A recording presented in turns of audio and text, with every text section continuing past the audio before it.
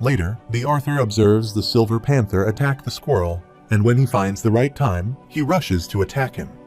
But that Silver Panther dodged his attack and fled away. Arthur chased him, but in the end, he reached the cliff near the lake. He furiously slammed the tree and cursed his fortune as he missed him again. Winsome found him that first night after he had caught the raptor squirrel and informed him that what he had done to catch the squirrel was an introductory step to the actual essence of Mirage Walk. After that, it took him 3 weeks to trek deeper into the forest before he found the Silver Panther he had deemed his target Claude. Arthur had become proficient at the burst step to the point where he could clear almost 10 yards instantly without triggering the bell. But despite that, he wasn't any closer to catching Claude. He looked at his reflection in the water and remarked that he was not easy to look at. He washed his face and looked above where the squirrel was eating the nut at the tree branch. His stomach started growling out of hunger, and he couldn't even remember the last time he ate. He devised to capture the squirrel, but was startled as he saw the bird approaching it, making all the noise. Soon, it successfully captured the squirrel, flew away, and started eating it on another tree branch, leaving Arthur speechless. Arthur was astounded as that bird calculated the squirrel's movements and predicted where it would jump. The Arthur thinks for a while, but suddenly, he hears the noise of another squirrel, which also captures the bird's attention. Soon after, it rushed toward it without giving it the time to understand the situation. The bird grasped its neck with his claw. The Arthur rushed to capture that bird, but it flew away before he could lay his hand on it. The Arthur could only capture its few feathers and realized that his burst step still had a way to go. After this, he observed the bird for a week and discovered that they were stealthy and swift, but their speed couldn't compare to that of a raptor squirrel. Arthur knew that when it made itself known, the squirrel would try to fly in a particular direction if they manipulated the movements of their prey instead. As a third-party spectator, he could see the bird beforehand and knew immediately its motives even before it attacked. Something the squirrel had no way of knowing, but the panthers were different from the squirrels. Claude was smart enough to realize he could evade Arthur's attacks but not fight him face to face. Even though the essence of Mirage Walk was to conceal mana to throw off the opponent completely, the Arthur still had to move the muscles responsible for making that one swift step. Although this trick might work for the squirrels, it gave just enough time for Claude to evade him. This is why he always gets away from his grasp. So the Arthur thinks about what would happen if he could almost entirely eliminate the motion needed to make that step. If the Arthur succeeds in doing this, it would appear as if he had truly teleported, and theoretically, he could feint Claude. From Arthur's past life, he learned that the body's intricate muscular system worked in pairs, each responsible for half of a complete movement. The bicep flexed when the arm curled toward the shoulder, while the triceps activated when the arm straightened out. The abdominal muscles contracted with each forward step the body took, and the calf muscles were crucial. Despite their smaller size, they propelled the body forward as the foot was pushed off the ground. The body mechanism was even more complex when the body was put into motion, such as walking, running, or jumping. The knowledge of the body that he had retained from his previous life wasn't valuable until now.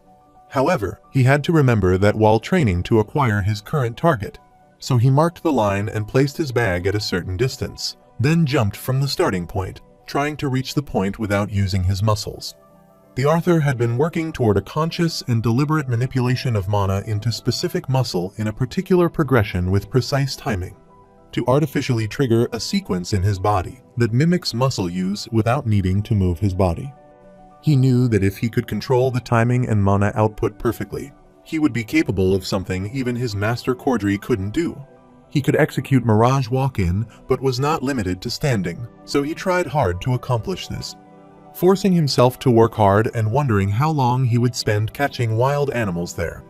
Later, he headed inside and was alarmed to see that the forest was so quiet that day, and he hadn't even seen a single squirrel, which was weird. He heard some noise, so he looked behind, went to the location, and hid in the bushes. Down there, he saw two panthers prepared to fight each other. The Arthur is amazed to see the territorial fight between the two silver panthers and realizes why the forest is empty. One of the silver panthers was injured, yet he rushed to attack the other silver panther. However, he failed because of his opponent's swift movements and got struck in his face instead. The Arthur is shocked to see this, and the silver panther is startled as he hears the noise coming down the cliff. so it turns and looks there and gets worried about learning who did this. The Arthur sees this being concealed in bushes on the other side. Taking advantage of his opponent's distraction, one of the Silver Panthers rushes away out of fear. The Arthur was stunned and wondered why the Claude ran away like that when he was the one winning the fight. He looked at the injured panther, assuming it might be his only chance, so he closed his eyes and exhaled deeply. After the mana surged in his body, he opened his eyes and rushed toward the Claude. He grabbed it by his neck, yet Silver Panther was so brazen that he managed to escape his grasp and tried to evade it. After several attempts, the Arthur could finally grasp it, but he got attacked by Panther's claw. Silver Panther was scratching the Arthur's body, yet he wasn't giving up. They reached the cliff where the Silver Panther roared, and they both fell. The Arthur uses his mana and apologizes to Elder Winsome for breaking the rule, hoping he will understand this situation. Thus, he safely managed to reach down, and he coughed because of the dust that gathered due to the fall of Silver Panther. Suddenly, the Arthur felt a strong vibration as someone approached him, and the unbearable stench made it difficult for him to breathe. He was shocked as he looked ahead and saw the Titan Bear standing before him. The Arthur's eyes spread out of shock as he saw the Titan Bear because his size was so small, utterly different from what he was expecting. He assumed that it might be just a cub, and the Titan Bear reached near the dead Silver Panther. Laying its claws on Silver Panther, it clarified that this meal was not going anywhere as it was fresh. The Arthur is dumbfounded to discover that Titan Bear can talk, as Winston doesn't mention anything about them talking. Titan Bear furiously stares at the Arthur and remarks that he will start eating with him first. The Titan Bear growled furiously and attacked the Arthur using his mana, which threw him back and shocked him, and he wondered what that skill was. The bear swished his claw in the air, thus creating sharp waves of attacks, but Arthur evaded all those attacks. But one of the attacks pierced through his leg, and therefore the blood spurted out of it. The bear rushed toward him angrily as he was a challenging meal. The bear attacks the Arthur again, which he evades, but it inflicts minor injuries on him, and the bear wonders how he is doing that. Without giving a break, Titan Bear threw several sharp slashes to attack him, thus piercing through the Arthur's chest even after dodging them. The Arthur was struck by a sudden substantial wave of energy that pushed him to the rock, and he got slammed hard and coughed out blood. The Arthur was concerned that this wasn't the realm of the soul, so if he died there, he would die for real. Titan Bear approached the Arthur and inquired if he was done with all of his tricks and acting hard to get. The Arthur swings his legs, thus blocking the vision through the dust, and rushes away. He knew that when the bear slashed with his paw, the resulting attacks were also a sharp slash. Titan Bear remarked that the more Arthur tries to avoid him, the more painful this will be for him, and the less of him will be left to eat. The Arthur raised his hand and assured the bear that he wouldn't run anymore, and the forceful blow of the bear again attacked him. The Arthur knew that when the bear punched, it caused a blunt force attack. He wanted to finish this bear quickly because his legs wouldn't last longer due to injuries. He stared at the bear furiously as if he hadn't fought through 2 lives to die in a ditch at the claws of a wild animal. The Arthur rushed and reached behind him, and after his bell chimed, it captured the bear's attention, and he looked behind and attacked. This broke his bell into 2 pieces and split it, and it stunned Titan Bear as Arthur wasn't there. The Arthur reached behind him and then quickly rushed before him, punching straight at his abdomen. His single strike was so forceful that it slammed the bear with the rocks behind and killed it. After this, the Arthur falls on the ground, is excessively bleeding, and gets unconscious. After some time, Elder Winsome reached there and wondered why Arthur would come all the way down there. He was startled as he saw Arthur lying unconscious on one side, and the Titan Bear cub did at the corner. He immediately rushed toward the Arthur, trying to heal him. He found out that his 3 ribs were broken. He had many deep gashes in his chest, and his legs had internal bleeding. He was astounded to know that all of this damage was caused by a cub because a full-grown bear standing at 10 feet tall would not have been able to cause this much devastation. He was stunned as he saw the bear's claws, which were red and had several prominent veins. Winsome lifted the corpse of the bear, trying to pull out something from its body, and found a demon leech inside his body. He was amazed as this was a scarce specimen that was, as intelligent as it was, foul and native only to Ephiatas. This demon leech can possess the host body and strengthen the host core to a fantastic degree. which would be deadly to even an asura. He recalled that Agrona himself experimented on them to create the strengthening serum given to Decathians during the Xyrus attack. He grabbed the leech, pulled it out, and wondered if it was bad luck or irony that Arthur ran into this possessed cub. He crushed the leech, got its core, and was amazed as Arthur defeated the possessed. He feeds that pill to the Arthur and remarks that his difficulties have paid off tremendously. Later, the Arthur becomes conscious and lies on the bed, wondering where he is. He tried to sit, but was unable to move his legs and couldn't feel it. So he took off the blanket and saw his feet bandaged. Abruptly, an old lady appeared and assured him that his legs were fine, so he shouldn't worry, and she wished they could have met under better circumstances. The lady came near him and gave him some medication to drink, and the Arthur inquired her if they were still in Ephiodus. The lady instructed him to call her Meyer and affirmed as they were in Ephiodus. Otherwise, she wouldn't be able to mend the pitiful state of his leg anywhere else. Using healing mana arts could help his legs heal faster, but it would have caused his bones to take on an entirely different shape. It has been 2 days since he has been lying like this, yet it would take some time to heal it properly. The Arthur was so shocked that he almost spit out the medicine, put the mug on the side table, and inquired if it had been 2 days.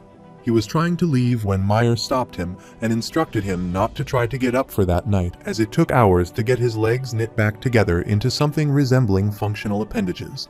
So, he needs to rest and stand on his limb again, and it should be his most significant priority for now.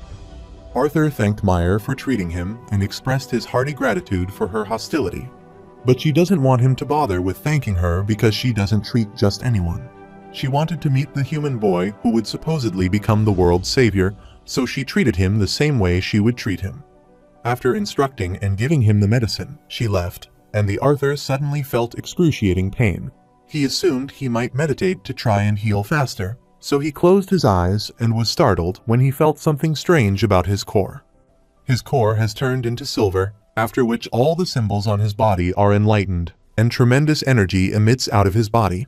He was shocked as he was able to see different particles in the air. Out of these, he hadn't ever seen these purple specks before. Those purple specks landed on his arm, further enlightening it, and soon he gave up as he got so exhausted that he stopped meditation. Meyer appeared and was surprised to know that rumors were true, as Arthur had inherited Realm's heart. The Arthur had never heard about Realm Heart, and the lady explained the physical manifestations he displayed when he tapped into Sylvia's power. The iris was glowing purple, and she saw those unmistakable glowing runes imprinted on his body, all pointing toward it. Realm Heart, or the Realm Heart physique, is an ability only the Indrath bloodline could possess. She asked the Arthur if he could see all 5 colors that make up the physical realm, and he affirmed. She put the cup on the side table and explained that the Indrath clan ancestors named the Realm Heart physiques. In this state, the user's attunement to the physical realm is said to be unparalleled, while the ability does not offer much strength in and of itself. The power to activate Realm Heart allows the user to gain knowledge and insight, which those without it could never hope to achieve, which is to say that knowledge truly is power. The Arthur uttered that when he used the second phase, Realm Heart, last time, he could only see 4 colors and inquired why he could only now see the purple particles. He wonders if this is one of the secrets that a lesser being like him can't know, and the lady thinks for a while. She explained that asuras are prideful beings indeed, and even amongst other members of their race, they remain secretive and greedy, specifically the Indrath clan. She doesn't want to say that she is very different from them, but she has lived long enough and experienced far too much to care about such frivolousness. She adjusted his leg to a suitable position and said she could happily teach Arthur a thing or two so he could handle a little stroll. Later, she took him out of the room and into these eye-catching places that amazed the Arthur. She asked if he found his place quite beautiful and uttered that all these creatures thrive on the raw mana that was relatively plentiful in this part of Ephiodus and was certain that he would feel it too. It wasn't natural for lesser beings or even asuras to manipulate raw mana, and it's the same for all living creatures, even for mana beasts. The Arthur is playing with the firefly when Meyer explains that mages with an affinity to a particular element have a much easier time absorbing the atmospheric mana that coincides with that element. She gives the example of a firebug, which was exposed to all the mana in its world, but naturally took in the mana particles that its body is most inclined toward. and the same is true for the mages. To someone with a realm heart physiques, a fire affinity mage would appear to be absorbing only the red mana particles. However, upon completion of the refining process, the mana would appear white when first used. If the mage's affinity is water, then during the process of refining the raw mana, the amount of water element his body will absorb will be disproportionately more significant than the other element. While the mage refines the water elemental mana his body absorbs, the raw alters his body to become more predisposed and his mind to become more insightful of that particular element. If the mage were to execute a fireball, this water affinity mage undoubtedly has to concentrate hard on the shape, proportion, density, and even the speed to launch it. However, the same mage will have no trouble raising a stream of water, separating it into multiple orbs, and casting it to barrage an enemy with just a flick of his wrist. She questioned Arthur about why he thought this was, and he replied that it was because of the influence that absorbing a majority of the water element had on the mage during the refining process, which was the correct answer. She further explained that after exposure to a particular element for so long, the mage would undoubtedly gain insight during meditation. They reached the table, and she sat next to him. While having a cup of tea, she asked Arthur if he could tell her what he knew about ether. He doesn't know much about it, but knows it can manipulate time. Meyer described that ether is fundamentally different from mana, which is evident to everyone. Still, both entities make up their world, but ether works very differently than mana. She poured some water into the glass and uttered that some people have speculated that ether makes up the building blocks the world is made of, while mana is what fills it with life and sustenance. In simple words, ether could be the cup, and the mana is the water that fills it. It is quite easy to manipulate the water inside without mana, but much more difficult to change the shape of the cup without breaking it. Even the Indrath clan, hailed as the most adept in utilizing ether, has no solid theory to justify what they can do. What they do have, which no one else has, is the ability to physically detect ether through the use of the realm heart physique. She poured some water from the glass and continued explaining that those in the physical realm cannot sense ether. Everyone knows some laws hold their world together just as that glass holds the water, but it's impossible for them to fathom the boundaries that exist to keep order in the world.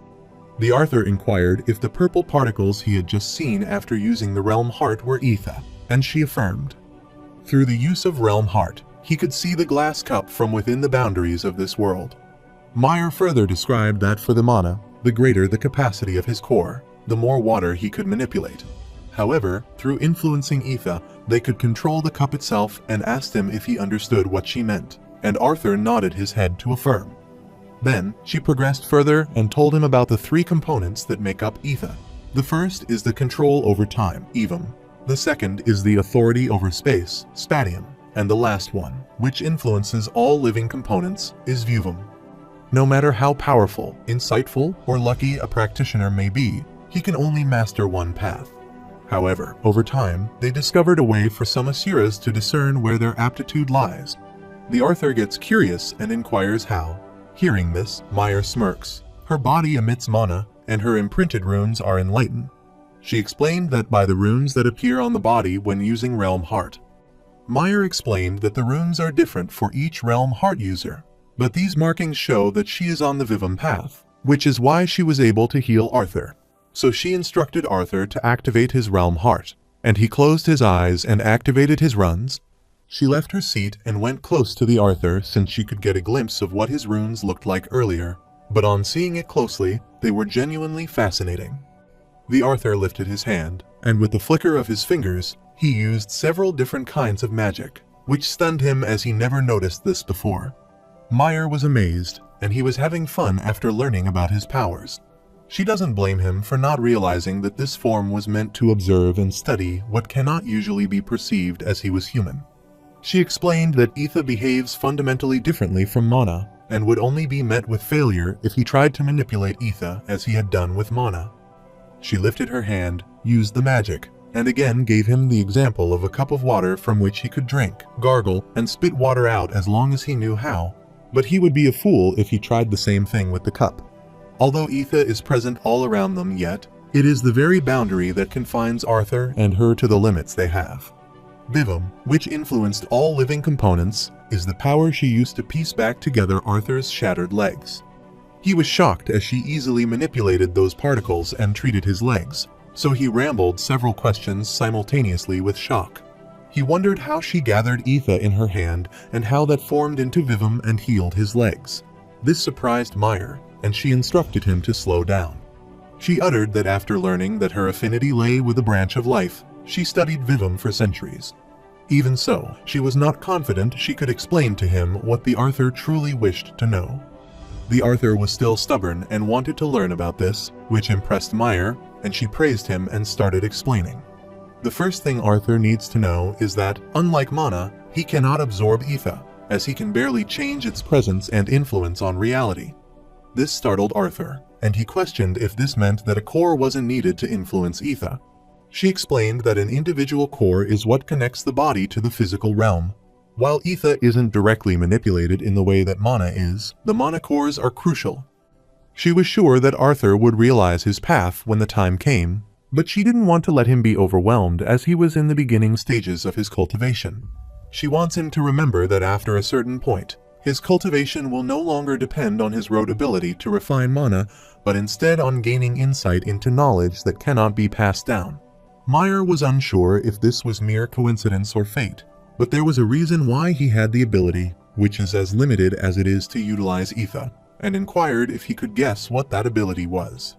The Arthur guessed it was because of Sylvia's will. She agreed that was partly the reason that Arthur was able to bear the burden of ether, but that wasn't the reason he was able to manipulate it. The Arthur clenched his fist and pondered to figure out the reason. He suddenly understood the concept and shouted in shock because he could manipulate all 4 elements. That was the precise answer that Meyer wanted to hear, and uttered that it was the insight into all 4 of the fundamental elements that allowed them to take a look beyond the water and become aware of the glass cup they were held in. Meyer was startled as she noted Arthur's hand was trembling because he had been holding it for too long, and she instructed him to release Realm Heart, as he was impressive to be able to last this long. He realized the Realm Heart, after which all his runes disappeared, and he took a peaceful breath. While taking the glass of water, he asked Meyer if she was able to tell him which quality of ether he was best suited for. She sighed and warned Arthur that she could not predict whether or not he would be able to consciously control ether like asuras can. Although he possesses the ability to manipulate all 4 elements and has gained both a dragon's will and the Realm Heart physique, he is still a human. The Arthur angrily clenched his teeth and turned as he understood what she meant, but Meyer wanted to tell him one thing. She wrote something on paper and wasn't sure why Arthur was able to manipulate time, but he was never meant to go down the path of Evum. He was also unable to fully grasp Etha's manipulation despite Sylvia's will, which was why, like Sylvia, he was meant to control the very fabric of the boundaries that keep the physical realm in place. After drawing something on it, she slid the paper toward Arthur and uttered that he was of Spatium genus. Arthur was reluctant, as Meyer had said, regardless of this knowledge, but it was still possible that he couldn't control this ability consciously. The Arthur urged Meyer to tell him what he needed to do. Till now, all he knew about this grand ability was that he qualified for it. But because of the physical limitations of the species, he assumed he wouldn't be able to handle the burden. She lovingly patted his shoulder and pitied him as he had such an overwhelming potential for greatness, but his capacity was hindered by something he could not control. She didn't tell him this to mick him, but to remind him that he has this ability at his disposal. Knowledge was an immeasurable strength, and with it, Arthur may find a way past the boundaries of his birth, which is something even the Asuras do not yet see. She has broken many rules by imparting all this knowledge to him, and she is confident that this knowledge can certainly be used against the dragon race if it falls into the wrong hands. She urges him to believe her when she says this because she genuinely wants what is best for him. She assures him that even if the real heart cannot be utilized fully, it can be an incomparable asset in the coming battles because of its sensory functions. So, with Realm Heart and Arthur's ability to manipulate all 4 elements and his remarkable combat prowess, she was certain he had many tools at his disposal. The Arthur was still unconfident, and Meyer uttered that Arthur's had created this movement technique and the one who had brought him into her home in such a horrid state. It could not be one of them, so she instructed him not to use that skill again, which saddened him that all those weeks of training and refining burst steps were for nothing. She asked him how Mirage Walk worked and was surprised at how he taught himself. After learning about its mechanics, the Arthur hoped that she would change her mind, but it became clear that the moves were dangerous. The Arthur's breakthrough into the Silver Core stage was a pleasant surprise. Furthermore, his combat with Cordry would place him easily into the O class as an adventurer, even without using elemental magic. Now, he had little to show in terms of improvement in the magic of mana arts. The Mirage Walk was the only technique he had managed to piece together, but now that was gone. Actual Asuras were residing in Elacria, and their levels of mana manipulation were probably beyond what he could imagine. According to winsome reports, there was a single retainer who was capable of wiping out a team led by a lance.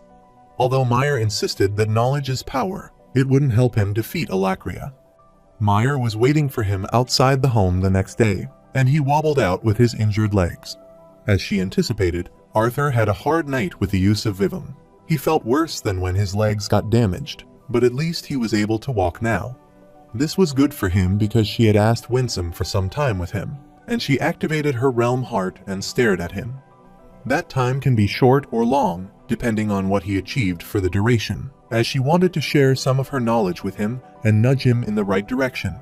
But Arthur is still human, and the inhabitants of Dicathan are far behind in their insight on mana.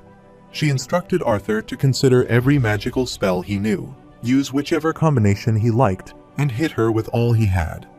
The Arthur affirmed, lifted his hand, and started preparing magic to attack her. The Arthur was shocked as Meyer predicted that he was preparing a compressed water sphere in his right palm, while his left hand would shoot a small gust of wind. She instructed him as she already told Arthur that he should hit her with all he had. The Arthur grinned, and Meyer slammed her foot on the ground, thus creating an overlapping radius around both of them, helping her read his skill. She uttered that Arthur was planning on rupturing the ground under her, which was a clever idea, but she preferred that he wouldn't ruin the grass. This shocked the Arthur, and he wondered how she was doing this and how he was finding out his moves. Meyer winked, pointed toward her head, and uttered that, as she said, this was an ability he already had, and she was nudging him in the right direction. With those words, days were soon blurred into weeks as the Arthur trained with Elder Meyer. They were training, and Meyer remarked that he didn't look out for the spell behind him. The Arthur didn't expect Elder Meyer to use her healing arts as an excuse to give him significant injuries repeatedly. Meyer taught him that proper interruption of mana fluctuation starts with sensing the spells affecting the physical realm. Then, he utilizes Realm Heart to determine what form they will take accurately. The Arthur stretched his shoulder and uttered that if she could heal all the wounds she had given him so quickly, then why not just cut off his legs and grow him new ones? She puts her hand on his shoulder and explains that using ether past a certain threshold comes with costs. Although it's possible to heal significant injuries, she would have to extract the ether, sustaining the life of something or someone else. Arthur thought it would be great if she could stop striking him, which made her laugh, and she remarked that it would be great if he would stop falling for her feints. She wants him to remember that even if his opponent chooses to vocalize their spell, it is what they imagine will affect the spell's size, shape, and duration. In the future, he will encounter enemies that use vocal projection as a feint to trick their opponent or none. It had already been 6 weeks, and Arthur was surprised as she thought he would have gotten this down by now. She reached out to help him and clarified that it was because Arthur was still getting ahead of himself and trying to counter the spell before it manifested. The Arthur told her it was okay as he was fine, and she explained that it took her decades to get it right, and that was considered fast amongst them dragons. He stood again and wanted to start the training. He activated his Realm Heart, thus summoning his runes. Elder Meyer was fully prepared and assembled the particles to attack him. The Arthur focused on it and used wind bullets to damage his skills before being attacked. Elder applauded him as he did well. Then, she used another skill, with which the ground started breaking, and he realized that it was an earth spike under his right foot, so he dodged it. After that, he noticed a blast flare near him and completely destroyed it, after which spikes attacked him from behind. But before he could take any action against it, Elder Winsome appeared, grabbed the spike, and crushed it. Elder Winsome informed them that he feared they were out of time for this practice. Winsome knelt before Mai and apologized for his intrusion. She was delighted to see him and instructed him to rise. The Arthur is stunned, although he deduces that Meyer has a certain level of influence within the Indrath clan. given her powers and the fact that she had been able to keep Arthur with her. The Arthur didn't know that Winsome would bow to her.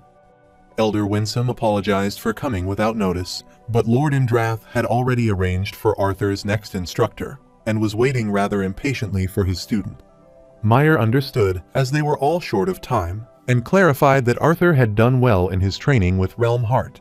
She expressed her wish to keep tabs on the Arthur, hoping there would be no problem if she popped now and then. Winsome glanced at her, nodded his head, and assured her there was no problem.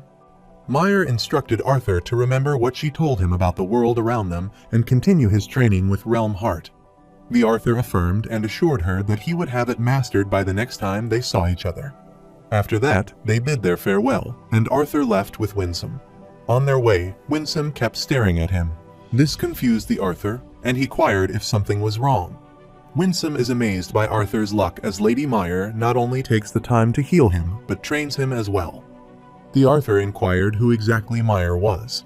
Winsome uttered that he was not in a position to tell him if she hadn't told him herself. The Arthur remarked that when he first met Winsome, he figured that he might be pretty up there, but now, after seeing his attitude toward Meyer, he assumed that Winsome is not so much. This frustrated Winsome, and he told Arthur to watch his tongue.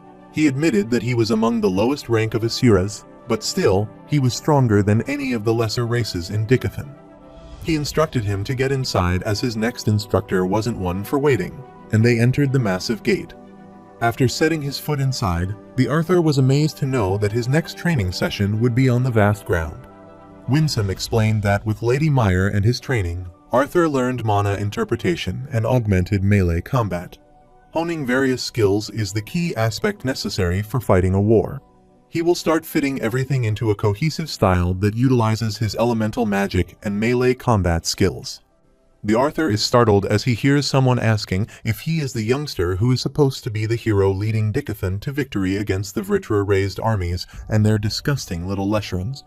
The man standing high above the cliff immediately jumped down, and his landing spread dust around the area. After the dust had slightly disappeared, the Arthur was shocked, as a giant hand grasped him, lifted him toward himself, and greeted him.